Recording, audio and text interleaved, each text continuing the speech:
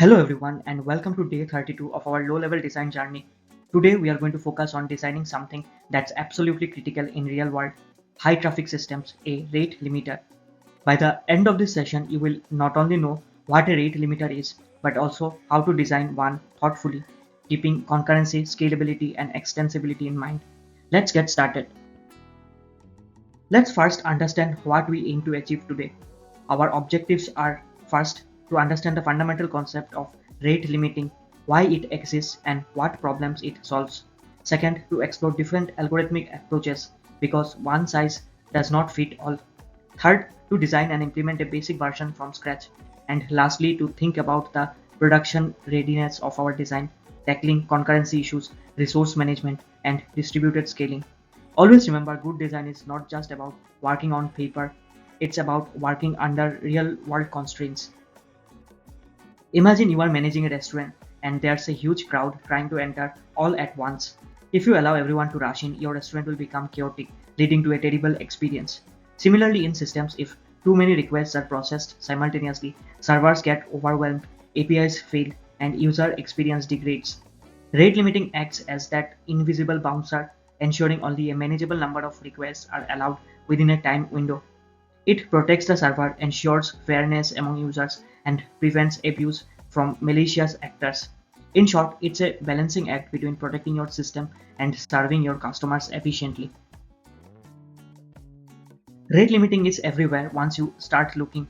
For instance, public APIs like GitHub and Twitter impose strict rate limits. You can't make 1000 API calls in a second. Authentication services use it to prevent brute force login attacks by limiting failed login attempts per minute. In messaging apps, if you send too many messages rapidly, the system might throttle you to prevent spam. Even e-commerce platforms use rate limiting to prevent bots from overwhelming a product page during flash sales. Each use case might need a slightly different flavor of rate limiting, so as designers, we must understand the context. Different needs different algorithms. Fixed window is like counting how many people enter a door every minute. Simple but can be unfair near window boundaries. Sliding window smooths the edges by tracking activity over a moving window, more fair but slightly complex. Token bucket allows small bursts. Think of it like a water tank that fills over time and lets you occasionally take out more if you save up. Leaky bucket ensures that requests flow at a constant rate, like water dripping from a hole, regardless of how fast it's poured in. Each has trade-offs in accuracy, memory usage, and complexity. When designing a rate limiter, first clarify requirements. Are bursts acceptable? How strictly do you need to enforce limits? Then identify the core building blocks, counters, timestamps, etc. Pick the algorithm that matches your goal, and critically make your design thread safe and extensible. Because when millions of requests hit your limiter simultaneously, a tiny raise condition could bring down the whole system. In our system, we will need a few key components: a rate limiter interface, defining the allow request method so different algorithms can be plugged in easily.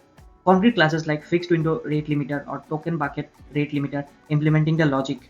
A rate limiter factory to create instances based on configuration. Maybe you want a fixed window limiter in dev and a sliding window limiter in prod. A user request info class to track metadata like request counts and timestamps for each user. This separation keeps the system modular, testable, and future-proof. Here's a simplified UML diagram to visualize. The rate limiter interface stands at the center. Concrete classes like fixed window rate limiter and token bucket rate limiter implement the algorithm-specific logic.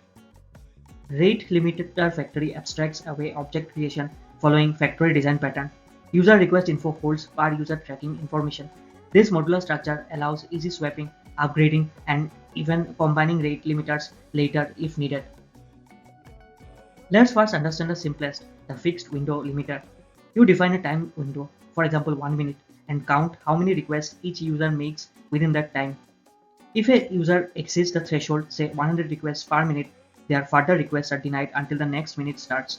It's simple, easy to implement, but it has boundary problems. Users could send 100 requests at 11:59 and 100 more at 12, effectively bursting 200 requests in 2 seconds. We must weigh such edge cases while choosing the algorithm. The most critical method is allow request. Every time a request comes in, we look up that user's record. If the current time is within the same window, we check if the count is below the limit. If yes, increment the count and allow the request. If not, deny it. If the window has expired, we reset the count and timestamp. Simple logic but extremely efficient for high-speed systems where minor inaccuracies are tolerable. Systems don't work in isolation. Hundreds, sometimes thousands of threads might access your rate limiter concurrently. Thus, we must ensure thread safety. One naive solution would be to use synchronized blocks or locks. Simple but can cause contention. A better solution in many cases is to use concurrent hash map and atomic data types like atomic integer, which offer fine-grained locking. Concurrency bugs are silent killers. They don't always appear in dev, but they will show up under real-world load. Thus, design with concurrency in mind from the beginning.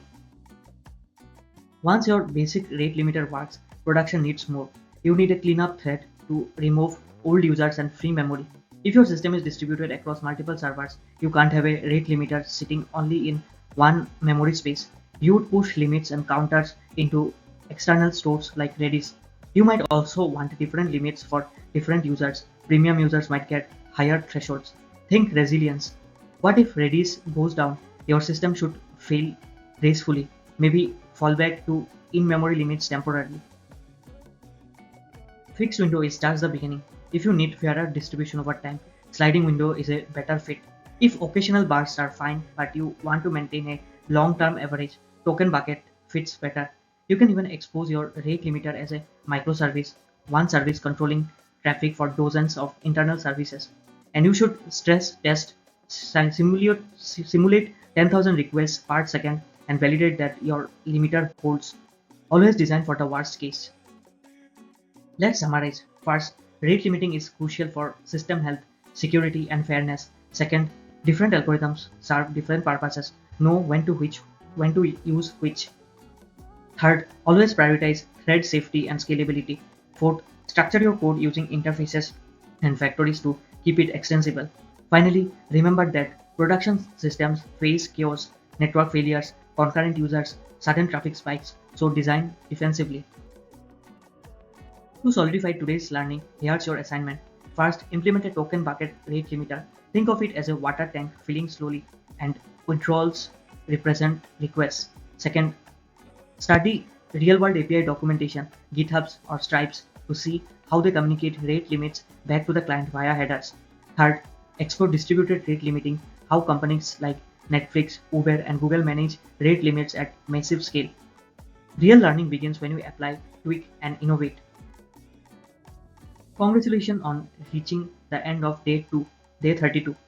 Today, we unlocked a key concept that underpins the performance and reliability of real-world systems. Mastering rate limiting will make you a much better backend engineer or architect. Remember, a rate limiter, when well designed, is invisible to the user but invaluable to the system. Keep practicing, and I will see you tomorrow for another exciting day in our journey. Thank you for your attention.